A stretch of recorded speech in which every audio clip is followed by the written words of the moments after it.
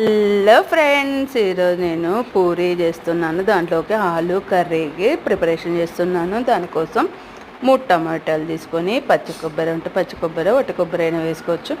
అన్నీ వేసుకున్నాక గసాలు కొంచెము జీడిపప్పు అన్నీ వేసి బాగా గ్రైండింగ్ వేసి పెట్టుకోవాలి మెత్తగా. తర్వాత ఒక పెన్నం పెట్టుకొని ఆయిల్ వేసేసి జీలకర్ర, లవంగాలు, యాలకలు, చెక్క అన్నీ వేసి వేగినాక ఆనియన్స్ సన్న కట్ చేసినవి వేసి ఏం చేసుకోవాలి.